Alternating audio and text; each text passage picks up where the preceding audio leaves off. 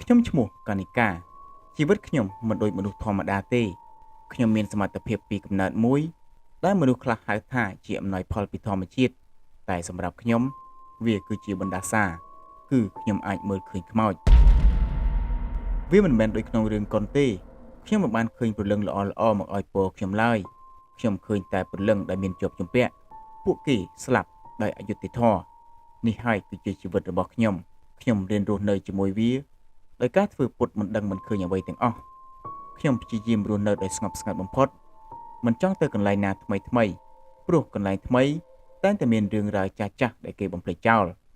ប៉ុន្តែមិត្តភ័ក្តិរបស់ខ្ញុំមិនយល់ពីរឿងរ៉ាវរបស់ខ្ញុំទេថ្ងៃមួយលីណាមិត្តសម្លាញ់របស់ខ្ញុំបានទូរស័ព្ទមកខ្ញុំទទូចឲ្យខ្ញុំទៅជាមួយពួកគេនាងបានប្រាប់ខ្ញុំដោយក្តីរំភើបអំពីគម្រោងការទៅបោះជំរំនៅជួរភ្នំក្រវាញ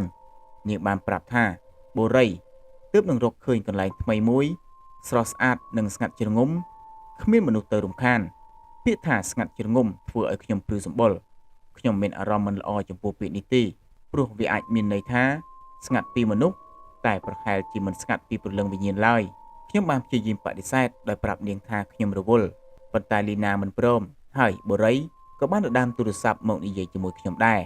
គាត់បានបញ្ជាក់យ៉ាងដាច់ខាតថាខ្ញុំត្រូវទៅដោយគ្មានការបដិសេធហើយពួកគេនឹងមកយកខ្ញុំនៅថ្ងៃសុក្រដោយមានសុខាទៅជាមួយដែរដោយមិនចង់ឲ្យពួកម៉ាក់ខកចិត្តទីបំផុតខ្ញុំក៏យល់ព្រមនៅថ្ងៃសុក្រពួកយើងទាំង4នាក់បានធ្វើដំណើរដោយរថយន្ត pick up ចាស់មួយរបស់បូរីផ្លូវកាន់តែឆ្ងាយទៅពីផ្លូវជាតិធំទូលាយទៅជាផ្លូវដីក្រហមតូចចង្អៀតសុខាអង្គុយនៅខាងក្រោយជាមួយខ្ញុំនាងចាប់ផ្ដើមរអ៊ូព្រោះគ្មានសេវាទូរស័ព្ទសម្រាប់បង្ហោះរូបភាពបូរីដែលកំពុងតែបើកបរក៏បាននិយាយលេងសើចថានេះគឺជារឿងល្អម្យ៉ាងព្រោះគ្មានទូរស័ព្ទគ្មានការងារមានតែពួកយើងជាមួយនឹងធម្មជាតិខ្ញុំមិនបាននិយាយអ្វីច្រើនទេខ្ញុំគ្រាន់តែសម្លឹងចេញទៅក្រៅបង្អួចពេលនោះហើយដែលខ្ញុំឃើញវាគឺក្មេងប្រុសម្នាក់ស្លៀកពាក់ខោអាវសិស្សសាលាកំពុងឈរនៅក្បែរកំពតព្រៃនៅចិញ្ចើមផ្លូវគេកំពុងតែសម្លឹងមកឡានរបស់ពួកយើងពេលឡានបើកកាត់ខ្ញុំឃើញថានៅចំកណ្ដាលថ្ងាសរបស់គាត់មានរបួសយ៉ាងជ្រៅមួយខ្ញុំប្រញាប់បិទភ្នែកហើយបើកឡើងវិញគាត់ក៏បាត់ទៅខ្ញុំដកដង្ហើមធំព្យាយាមទប់អារម្មណ៍ខ្ញុំដឹងថានេះគ្រាន់តែជាការចាប់ផ្ដើមតែប៉ុណ្ណោះបន្ទាប់ពីបើកបរអស់ជាច្រើនម៉ោងទីបំផុតពួកយើងក៏បានទៅដល់កន្លែងបូរីបានឃើញវាពិតជាស្អាតដូចគេថាមែននោះគឺជាទីវាលស្មៅមួយជាប់នឹងមាត់អូរដែលមានទឹកហូរតិចៗថ្លាដូចកញ្ចក់ហុំព័ទ្ធទៅដោយដើមឈើធំខ្ពស់ត្រដែតបូរីបានបង្ហាញស្នាដៃរបស់គាត់ដោយមោទនភាពលីណានិងសុខាក៏បានស្រែកឡើងព្រមគ្នាបង្ហាញពីភាពរីករាយហើយក៏រត់ទៅលេងនៅមាត់អូរចំណែកខ្ញុំវិញគឺមានអារម្មណ៍ចម្លែកខ្យល់អាកាសនៅទីនេះត្រជាក់ខុសពីធម្មតាហើយវាស្ងាត់ពេកស្ងាត់រហូតដល់ខ្ញុំមិនឮសំឡេងសត្វស្លាបឬក៏សត្វល្អិតយំសោះឡើយខ្ញុំមានអារម្មណ៍ថាដូចជាមានភ្នែករាប់រយគូកំពុងសម្លឹងមើលមកពួកយើងពីក្នុងព្រៃនោះលីណាបានស្រែកហៅឲ្យខ្ញុំទៅជួយដំឡើងតង់ខ្ញុំក៏ដើរទៅជួយពួកគេខណៈពេលដែលខ្ញុំកំពុងជួយបូរីដាំបង្គោលបោះតង់តែរបស់ខ្ញុំបានប៉ះនឹងដីសើមនៅទីនោះរំពេចនោះរូបភាពមួយក៏បានផុសឡើងក្នុងខួរក្បាលរបស់ខ្ញុំវាគឺជារូបភាពស្ត្រីម្នាក់ភ្នែករបស់នាងបើកធំនាងកំពុងតែស្រែកប៉ុន្តែគ្មានសំឡេងចេញមកទេហើយមានពពុះទឹកចេញពីមាត់របស់នាងទៀតផងហាក់បីដូចជានាងកំពុងតែលង់ទឹកខ្ញុំក៏ដកដៃចេញពីដីនោះវិញភ្លាមទាំងដង្ហក់បូរីបានសួរខ្ញុំទាំងឆ្ងល់ថាតើខ្ញុំកើតអ្វីដូចជាឃើញពស់ឬក៏សត្វអ្វីម្យ៉ាងខ្ញុំព្យាយាមឆ្លើយទាំងញ័រមាត់ថាគ្មានអ្វីទេខ្ញុំគ្រាន់តែមុតដៃនឹងថ្មប៉ុណ្ណោះខ្ញុំក៏សុំគេទៅលាងដៃនៅឯមាត់អូរខ្ញុំដើរទៅដល់មាត់អូរព្យាយាមធ្វើចិត្តឲ្យស្ងប់ខ្ញុំប្រាប់ខ្លួនឯងថាវាគ្រាន់តែជាការគិតប៉ុណ្ណោះខ្ញុំឈរនៅមាត់អូរទឹកហូរត្រជាក់ស្រេបខ្ញុំអោនចុះបំណងយកទឹកមកលុបមុខតែនៅពេលដែលខ្ញុំសម្លឹងចូលទៅក្នុងផ្ទៃទឹកខ្ញុំស្ទើរតែស្រែកចេញមកព្រោះរូបដែលឆ្លុះក្នុងទឹកនោះមិនមែនជាមុខរបស់ខ្ញុំទេវាគឺជាមុខស្ត្រីម្នាក់ស្លេកស្លាំងភ្នែករបស់នាងសក្រឡោតសក់វែងអន្លាយនៅក្នុងទឹកនាងកំពុងសម្លឹងមើលមកខ្ញុំពីក្នុងទឹកហាក់ដូចជានាងនៅក្រោមជើងរបស់ខ្ញុំតែម្ដងនាងដូចជាស្ត្រីដែលខ្ញុំបានឃើញក្នុងរូបភាពអំបញ្ញមិញនេះឯងខ្ញុំភ័យពេកក៏ដួលទៅក្រោយលីណាបានស្រែកសួរពីកន្លែងដំឡើងតង់ថាតើខ្ញុំកើតអ្វីទៀតហើយ ខ្ញុំព្យាយាមស្រែកឆ្លើយតបវិញថាគ្មានអ្វីទេគ្រាន់តែរអិលដួលខ្ញុំសម្លឹងមើលទៅក្នុងទឹកម្ដងទៀតលើកនេះខ្ញុំឃើញតែមុខខ្លួនឯងស្លេកស្លាំងដោយភាពភ័យខ្លាចប៉ុណ្ណោះយប់ក៏ឈានចូលមកដល់ពួកយើងបង្កាត់ភ្នក់ភ្លើងធំមួយបូរីលីណានិងសុខាកំពុងតែសប្បាយរីករាយអាំងសាច់ក្រកនិងនិយាយគ្នាលេងសុខាបានសុំឲ្យបូរីនិទានរឿងខ្មោចដែលគាត់ធ្លាប់ដឹងបូរីក៏ចាប់ផ្ដើមនិទានអំពីអ្នកតានៅក្នុងព្រៃនោះថាបើអ្នកណាមកលេងហើយធ្វើអ្វីមិនគប្បីដូចជាបន្ទោបងប្តីផ្ដាស់ឬនិយាយពាក្យមិនល្អព្រលឹងអ្នកតានោះនឹងមកបិទបាំងភ្នែកនាំដើរឲ្យវង្វេងក្នុងព្រៃរកផ្លូវចេញមិនរួចឡើយខណៈពេលដែលបូរីកំពុងតែនិទានខ្ញុំមានអារម្មណ៍ថាអាកាសធាតុចាប់ផ្ដើមត្រជាក់ខ្លាំងឡើងហើយខ្ញុំចាប់ផ្ដើមឮសំឡេងអ្វីម្យ៉ាងដូចជាសំឡេងស្ត្រីម្នាក់កំពុងតែយំខ្សឹកខ្សួលសំឡេងនោះហាក់ដូចជាខ្សៅតាមខ្យល់មកពីក្នុងព្រៃជ្រៅខ្ញុំសម្លឹងមើលទៅមិត្តភ័ក្តិខ្ញុំពួកគេគ្មាននរណាម្នាក់ឮអ្វីសោះឡើយក្រៅពីខ្ញុំពួកគេនៅតែសើចសប្បាយលីណាបានសួរខ្ញុំព្រោះឃើញខ្ញុំអង្គុយញ័រថាតើខ្ញុំរងាឬអត់ហើយប្រាប់ឲ្យខ្ញុំចូលទៅអាំងភ្លើងទៅខ្ញុំគ្រាន់តែញញឹមហើយរំកិលទៅចិត្តភ្លើងបន្តិចខ្ញុំដឹងថាភាពត្រជាក់នេះមិនមែនមកពីអាកាសធាតុទេ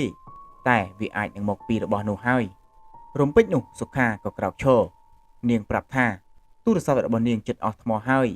គឺនៅសល់តែ 2% ទេនាងត្រូវតែយកដុំ power bank នៅឯឡានបូរីក៏សួរថាតើចង់ឲ្យគាត់ទៅជាមួយដែរឬទេសុខាបដិសេធនាងប្រាប់ថាមិនបាច់ទេព្រោះឡានចតនៅទីនោះនាងមានភ្លើងទូរស័ព្ទហើយនិយាយចប់នាងក៏បើកភ្លើងពិលទូរស័ព្ទហើយដើរចេញពីភ្នក់ភ្លើងទៅឆ្ពោះទៅផ្លូវតូចដែលពួកយើងបើកឡានចូលមកនោះពន្លឺភ្លើងរបស់នាងក៏បានបាត់ចូលទៅក្នុងភាពងងឹតទៅពួកយើងក៏អង្គុយជជែកគ្នាបន្តទៀតពេលវេលាកន្លងទៅ5នាទីលីណាចាប់ផ្ដើមឆ្ងល់ហេតុអ្វីសុខាទៅយូរម្លេះគ្រាន់តែយកដុំសាកថ្មបរិយក៏និយាយលេងសើចថាប្រហែលជារកមិនឃើញទេព្រោះក្នុងឡានរបស់គាត់រញ៉េរញ៉ៃពេកពេលវេលាកន្លងទៅ10នាទីពេលនេះសំឡេងសើចចាប់ផ្ដើមស្ងាត់ទៅហើយមានតែសំឡេងភ្លើងដែលកំពុងតែឆេះនិងសំឡេងព្រៃនៅពេលយប់ប៉ុណ្ណោះខ្ញុំចាប់ផ្ដើមមានអារម្មណ៍ថាទ្រូងរបស់ខ្ញុំអ៊ូលណែនអារម្មណ៍មិនល្អដែលខ្ញុំមានតាំងពីដំបូងស្រាប់តែវាកាន់តែកើនឡើងខ្ញុំក៏និយាយឡើងតិចថាគាត់គួរតែត្រឡប់មកវិញហើយបូរីក៏ព្យាយាមនិយាយបន្លប់ស្ថានភាពថាសុខា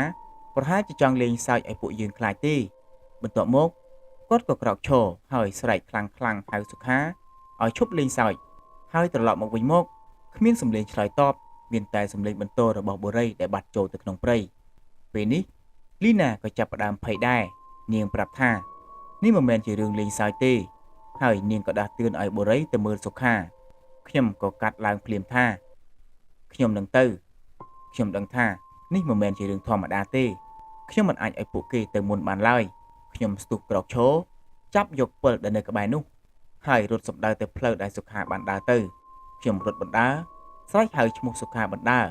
ទាំងសួរថាតើនាងនៅឯណាក្នុងព្រៃពេលយប់ពិតជាងងឹតខ្លាំងណាស់ពន្លឺពិលរបស់ខ្ញុំចាំងបានតែប្រមាណម៉ែត្រប៉ុណ្ណោះខ្ញុំរត់រហូតដល់ជិតកន្លែងដែលឡានចតពេលនោះពន្លឺពិលរបស់ខ្ញុំបានចាំងទៅលើអ្វីម្យ៉ាងដែលភ្លឺចិញ្ចាចនៅលើដីខ្ញុំដើរទៅជិតវាគឺជាទូរស័ព្ទរបស់សុខាវាធ្លាក់នៅលើដីហើយអេក្រង់របស់វាក៏បែកប្រេះស្រាំទៅទៀតបេះដូងរបស់ខ្ញុំស្ទើរតែឈប់លោតខ្ញុំកាន់ពិលក្នុងដៃជាប់ហើយចាប់ផ្ដើមឆ្លុះពន្លឺនៅជុំវិញខ្លួនស្រែកហៅសុខាឲ្យឆ្លើយតបតែគ្មានចម្លើយខ្ញុំចាប់ផ្ដើមមើលឃើញអ្វីម្យ៉ាងនៅក្បែរទូរស័ព្ទមានស្នាមមែកឈើតូចបាក់ខ្ទេចខ្ទីហើយមានស្នាមអូសអ្វីម្យ៉ាងនៅលើដី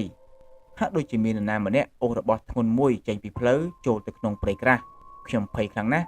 តែខ្ញុំដឹងថាខ្ញុំត្រូវតែទៅតាមខ្ញុំដើរតាមស្នាមអូសនោះចូលទៅក្នុងព្រៃកាន់តែជ្រៅទៅឆ្លងកាត់កំពូតព្រៃនិងវល់រញ៉េរញ៉ៃពេលនោះខ្ញុំបានឮដូចជាសំឡេងអូសអ្វីម្យ៉ាងនៅលើស្លឹកឈើស្ងួត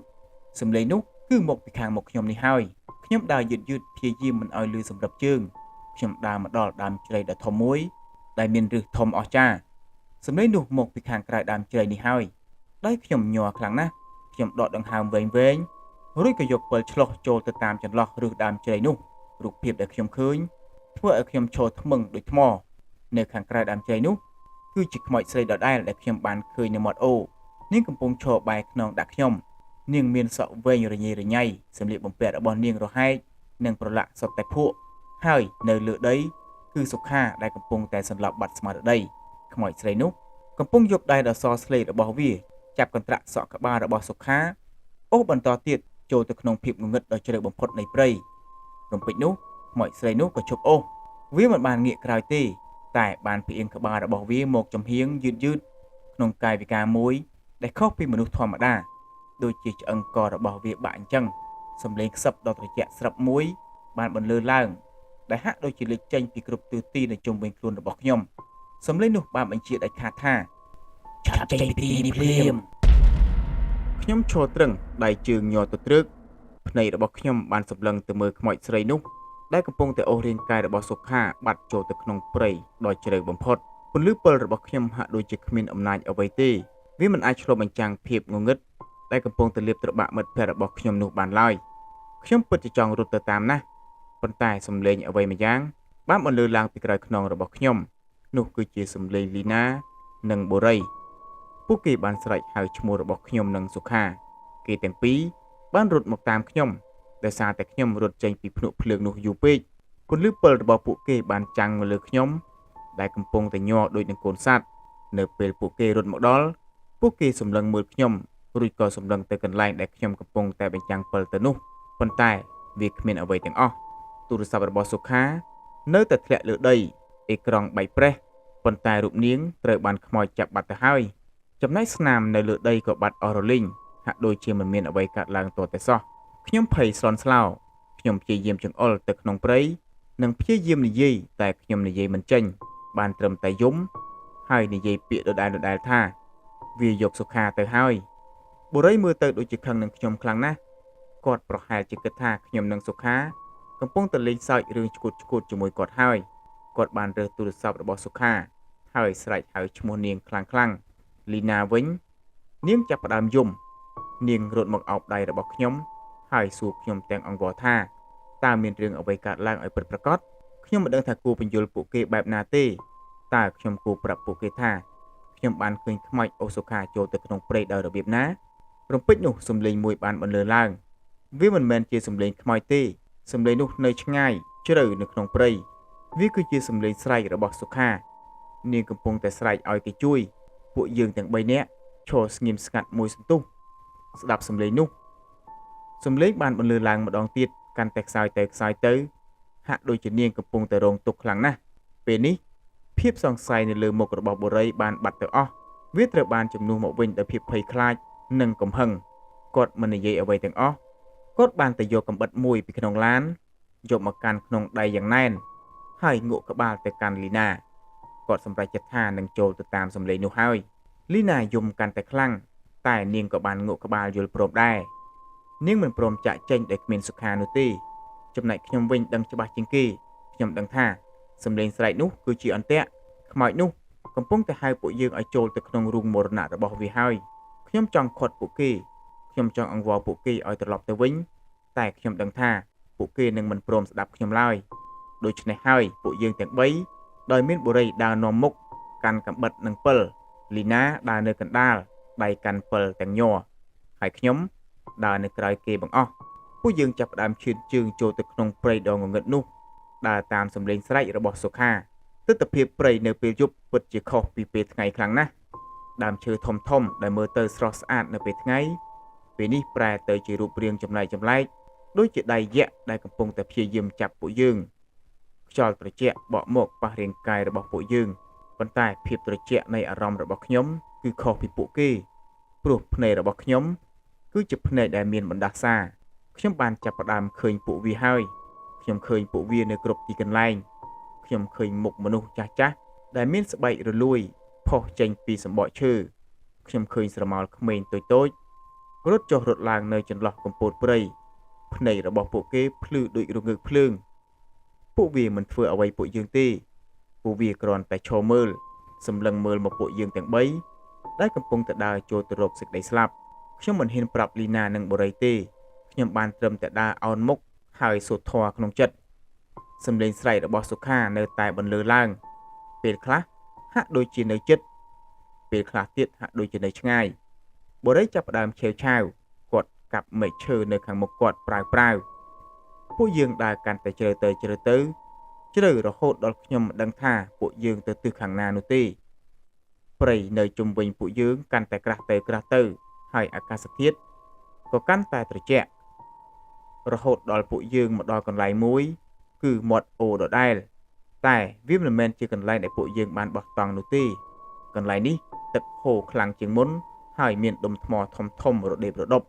ដើម្បីទៅត្រើយម្ខាងបានគឺមានតែស្ពានឈើចាស់មួយដែលពុកផុយស្ទើរតែទ្រទ្រង់ទម្ងន់មនុស្សមិនបានផងសំឡេងស្រីរបស់សុខាហាក់ដូចជាមកពីត្រើយម្ខាងនៃស្ពាននោះហើយបុរីមិនស្ទាក់ស្ទើរទេគាត់យកពិលឆ្លោះមើលស្ពាននោះហើយប្រាប់ពួកយើងឲ្យចាំនៅទីនេះគាត់នឹងទៅមើលតែម្នាក់ឯងគាត់កាន់ដាវជាប់នឹងដៃហើយចាប់ផ្ដើមឈានជើងទៅលើស្ពានចាស់នោះឈើស្ពានបន្លឺឡើងលើសូរក្រេតក្រតគួរឲ្យព្រឺក្បាលបុរីដើរយឺតមួយជំហានម្ដងខ្ញុំឈរមើលគាត់ដោយបេះដូងលោតញាប់ភ្នែករបស់ខ្ញុំសម្លឹងមើលទៅផ្ទៃទឹកងងឹតនៅខាងក្រោមស្ពានទឹកនៅកន្លែងនេះហាក់ដូចជាជប់ហូរវាងងឹតនិងស្ងៀមស្ងាត់ខុសពីធម្មតាពេលដែលបុរីដើរជិតដល់ពាក់កណ្ដាលស្ពានខ្ញុំក៏បានឃើញវាគឺជាខ្មោចទឹកនោះហើយនាងកំពុងតែផុសចេញពីក្នុងទឹកយ៉ាងស្ងៀមស្ងាត់នៅពីក្រោយបុរីនាងផុសតែពាក់កណ្ដាលខ្លួនមុខរបស់នាងពេលនេះគឺគ្មានសក់បិទបាំងនោះទេភ្នែករបស់នាងសក្រឡោតហើយមាត់របស់នាងកំពុងតែញញឹមគួរឲ្យខ្លាចជាទីបំផុតខ្ញុំចង់ស្រែកប្រាប់ឲ្យបុរីរត់តែវាហួសពេលទៅហើយដៃដ៏សស្លេកទាំងពីររបស់ខ្មោចស្រីនោះបានលូកចេញពីទឹកចាប់ជើងទាំងពីររបស់បុរីយ៉ាងខ្លាំងបុរីស្រែកឡើងមួយអស់សំឡេងគាត់ព្យាយាមដកដាវរបស់គាត់ដើម្បីតតាំងជាមួយខ្មោចតែខ្មោចវាមានកម្លាំងខ្លាំងជាងវាក៏ទាញគាត់មួយទំហឹងធ្វើឲ្យគាត់ធ្លាក់ពីលើស្ពានបោកក្បាលទៅនឹងដុំថ្មរួចក៏បាត់ចូលទៅក្នុងទឹកងងឹតនោះភ្លាមទៅពិលរបស់គាត់បានធ្លាក់ហើយរលត់ភ្លាមបន្សល់ទុកតែសំឡេងទឹកដែលកំពុងហូរព្រមទាំងភាពស្ងៀមស្ងាត់ដ៏គួរឲ្យខ្លាចលីណាស្រែកយំយ៉ាងខ្លាំងនាងស្ទើរតែដួលសន្លប់ទៅហើយឯខ្ញុំឈរភាំងខ្ញុំទើបតែបានឃើញមិត្តរបស់ខ្ញុំស្លាប់នៅមុខរបស់ខ្ញុំគឺស្លាប់ដោយសារតែខ្មោចតែខ្ញុំមិនអាចជួយអ្វីបានទេសំឡេងស្រែករបស់សុខាក៏បានឈប់បន្លឺឡើងដែរពេលនេះខ្ញុំច្បាស់ហើយវាមិនមែនជាសំឡេងសុខាទេវាគឺជាសំឡេងខ្មោចដែលធ្វើត្រាប់តាមនាងខ្ញុំដឹងថាពួកយើងត្រូវតែរត់ខ្ញុំចាប់ដៃលីណាហើយអូសនាងរត់ត្រឡប់ក្រោយដើម្បីចេញពីទីនេះលីណារត់បណ្ដើរយំបណ្ដើរនាងមិនដឹងថានាងកំពុងតែរត់ទៅណាទេពួកយើងរត់ដោយគ្មានទិសដៅរត់ទៅឲ្យឆ្ងាយពីមាត់អូមរណៈនោះព្រៃហាក់ដូចជាកំពុងតែលេងសើចជាមួយពួកយើងណាពួកយើងរត់ហើយរត់ទៀតប៉ុន្តែដូចជារត់មិនផុតសោះដើមឈើដែលពួកយើងរត់កាត់នោះហាក់ដូចជានៅដដែលទីបំផុតពួកយើងទាំងពីរនាក់ក៏បានរត់មកដល់កន្លែងវាលមួយខ្ញុំស្គាល់ទីនេះព្រោះវាគឺជាដើមជ្រៃធំជាកន្លែងដែលសុខាបានបាត់ខ្លួនព្រៃនេះបាននាំពួកយើងត្រឡប់មកកន្លែងដើមវិញពួកយើងជាប់អន្ទាក់ហើយលីណាហត់ពេកក៏ដួលទៅលើដីនៅក្បែរឫសជ្រៃធំនោះនាងយំហើយនិយាយថានាងទៅមុខទៀតលែងរួចហើយនាងសុំឲ្យខ្ញុំរត់ចោលនាងទៅចុះខ្ញុំឈរមើលនាងទាំងអស់សង្ឃឹមខ្ញុំក៏ដួលទៅក្បែរនាងដែរខ្ញុំអស់កម្លាំងទាំងផ្លូវកាយនិងផ្លូវចិត្តខ្ញុំយកពិលឆ្លោះនៅជុំវិញខ្លួនឃើញស្រមោលខ្មោចជាច្រើនកំពុងតែឈរនៅជុំវិញពួកយើងពួកវាកំពុងតែរងចាំគឺចាំមើលពួកយើងស្លាប់លីណាដែលកំពុងតែអង្គុយយំផ្អែកទៅនឹងដើមជ្រៃស្រាប់តែនាងឈប់យំនាងងើបមុខឡើងសម្លឹងមកខ្ញុំទាំងភ្នែកសស្គុះនាងចាប់ផ្ដើមនិយាយតែសំឡេងនោះមិនមែនជាសំឡេងរបស់នាងទេវាគឺជាសំឡេងមនុស្សចាស់ក្រឡនិយាយទាំងកំហឹងពួកឯងមកទីនេះធ្វើឲ្យទីនេះកខ្វក់ពួកឯងត្រូវតែសងខ្ញុំដឹងភ្លាមព្រលឹងអ្វីម្យ៉ាងបានចូលសន្ធិដ្ឋនាងហើយខ្ញុំរំកិលខ្លួនថយក្រោយលីណាក៏ចាប់ផ្ដើមសើចសំឡេងសើចរបស់នាងគួរឲ្យខ្លាចជាងសំឡេងយំរបស់នាងទៅទៀតរំពេចនោះឫសជ្រៃដែលនៅជុំវិញនាងដែលមើលទៅគ្មានជីវិតនោះក៏ចាប់ផ្ដើមធ្វើចលនាពួកវាធ្វើចលនាដូចជាសត្វពស់លូនមកពាត់ជើងរបស់លីណាហាក់ដូចជាបានដឹងខ្លួនឡើងវិញនាងស្រែកឡើងយ៉ាងខ្លាំងនៅពេលដែលឃើញឫសឈើទាំងនោះនាងព្យាយាមក្រោកឡើងតែឫសឈើទាំងនោះបានរឹតខ្លួនប្រាណរបស់នាងកាន់តែខ្លាំងខ្ញុំព្យាយាមរត់ទៅជួយតែឫសឈើជាច្រើនផ្សេងទៀតបានផុសចេញពីដីរារាំងផ្លូវខ្ញុំដូចជារបងបន្លាខ្ញុំបានត្រឹមតែឈរមើលឫសឈើទាំងនោះរឹតលីណាកាន់តែខ្លាំងឡើងរហូតដល់ខ្ញុំឮសំឡេងឆ្អឹងរបស់នាងបាក់ នាងស្រែកមួយអស់សំឡេងចុងក្រោយមុនពេលដែលឫសឈើទាំងនោះបានទីនាងចូលទៅក្នុងដីបាត់រូបនៅនឹងមុខខ្ញុំបន្សល់ទុកតែភាពស្ងៀមស្ងាត់និងដៃម្ខាងរបស់នាងដែលនៅលៀនចេញពីដីទាំងត្រដោកខ្យល់មុនពេលដែលនាងត្រូវបានទាញចូលទៅទាំងអស់នោះខ្ញុំដួលទៅនឹងដីអ្វីគ្រប់យ៉ាងបានចាប់ហើយសុខាបូរីហើយឥឡូវនេះលីណាពួកគេស្លាប់អស់ទៅហើយគឺនៅសល់តែខ្ញុំម្នាក់ឯងនៅកណ្ដាលព្រៃដែលពោពេញទៅដោយព្រលឹងខ្មោចខ្ញុំអង្គុយនៅទីនោះមិនដឹងថាយូរប៉ុណ្ណាទេខ្ញុំលែងយំទៀតហើយគឺខ្ញុំគ្មានទឹកភ្នែកសម្រាប់យំទៀតទេខ្មោចស្រីក្នុងទឹកនោះបានដើរចេញពីក្រោយដើមជ្រៃនាងដើរមកឈប់នៅពីមុខខ្ញុំនាងសម្លឹងមើលមកខ្ញុំតែពេលនេះភ្នែករបស់នាងលែងមានកំហឹងទៀតហើយនាងមិនបានធ្វើអ្វីខ្ញុំទេនាងគ្រាន់តែឈរសម្លឹងមើលខ្ញុំយល់ហើយរបស់នោះមិនបានចង់សម្លាប់ខ្ញុំទេខ្ញុំដែលអាចមើលឃើញពួកគេមិនមែនជាគោលដៅរបស់គេទេគោលដៅរបស់គេគឺមិត្តភក្តិរបស់ខ្ញុំដែលបានចូលមករំខានទីកន្លែងរបស់គេពាក្យដែលដេញឲ្យខ្ញុំទៅវាមិនមែនជាការគំរាមកំហែងទេវាគ្រាន់តែជាការព្រមានប៉ុណ្ណោះខ្ញុំមិនដឹងថាខ្ញុំបានកម្លាំងមកពីណាទេខ្ញុំក៏ស្ទុះក្រោកឈរហើយចាប់ផ្ដើមដើរដែលគ្មានទិសដៅដើរចេញពីដើមជ្រៃមរណៈនោះខ្មោចទាំងនោះមិនបានដេញតាមខ្ញុំទៀតទេពួកវាគ្រាន់តែឈរមើលខ្ញុំពីចម្ងាយខ្ញុំដើររហូតដល់ខ្ញុំបានឃើញពន្លឺភ្លើងព្រឹមវាជាភ្នក់ភ្លើងនៅកន្លែងបោះតង់របស់ពួកយើងភ្លើងនោះជិតរលត់អស់ទៅហើយនៅសល់តែរងើកក្រហមខ្ញុំដើរមកដល់តង់របស់ពួកយើងហើយក៏ដួលទៅលើដីខ្ញុំជាអ្នករស់រានមានជីវិតតែម្នាក់គត់តែខ្ញុំត្រូវជាប់នៅក្នុងព្រៃនេះតែម្នាក់ឯងជាមួយនឹងព្រលឹងខ្មោចដែលកំពុងតែឃ្លាំមើលខ្ញុំពីគ្រប់ទិសទី